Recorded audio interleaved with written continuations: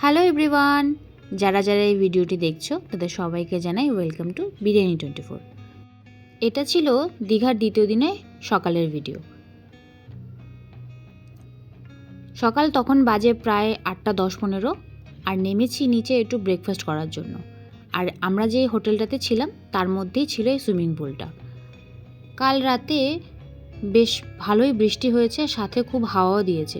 দেখো চারিদিকের গাছগুলোকে কেমন উল্টে ফেলে দিয়েছে। আর রথের মধ্যে তো এমনিতেও অনেকটা বৃষ্টি হয়, সেটাই হয়েছে। এই ছিল হোটেলের ভেতরটা। চলো যাই এবার ব্রেকফাস্ট করতে। চলে এসেছি ব্রেকফাস্ট করতে। আর ব্রেকফাস্টে নিয়েছিলাম কচুরি, ঘুগনি, আর সাথে একটু ছিল চাটনি, আর নিয়েছিলাম ইডলি। তারপরে চলে এলাম বাইরেটায়। বাইরে এই দোকানগুলো কি সুন্দর করে সাজিয়ে রেখেছে দেখো, বেশ ভালো লাগছিল। আর এত বৃষ্টি হচ্ছিল, মানে মাঝে মাঝে বৃষ্টি হচ্ছে আর থামছে, আবার হচ্ছে আবার থামছে। আর চারিদিকে ছিল শুধু বড় বড় হোটেল, আর তার অপোজিটেই ছিল সব দোকানগুলো।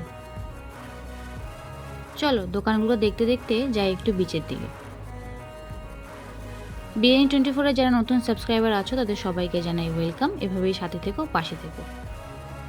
আর তোমাদের এই ভিডিওগুলো কেমন লাগছে সেটা কমেন্টে অবশ্যই জানিও। আর কে কোথা থেকে দেখছো সেটাও জানিও। সমুদ্রের ঢেউগুলো সত্যি খুব অসাধারণ লাগে দেখতে। আজকে ছিল অনেকটা মেঘলা আকাশ, আর চারিদিকে প্রায় বৃষ্টি হচ্ছিল।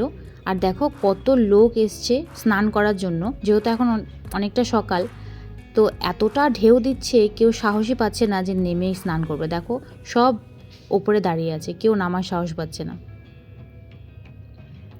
চলো এবার যাওয়া যাক লাঞ্চ করতে। কথা বলতে বলতে চলে এলাম রেস্টুরেন্টের মধ্যে। আর লাঞ্চে অর্ডার করেছিলাম ভাত, ডাল, একটা সবজি, শুক্তো আর আলু ভাজা, আর সাথে ছিল একটু স্যালাড। খাওয়া দাওয়া শেষ করে চলে গেছিলাম হোটেলে। তারপরে আবার সন্ধ্যাবেলা বেরিয়েছি। দেখো রাতের সমুদ্রটা কি অপূর্ব লাগছে। চলো আমি বসে কিছুক্ষণ সময় কাটাই। আজকের ভিডিওটা এই অবধি। ভিডিওটি কেমন লাগলো অবশ্যই জানিও। ভালো লাগলে লাইক করে দিও। দেখা হবে নেক্সট ভিডিওতে।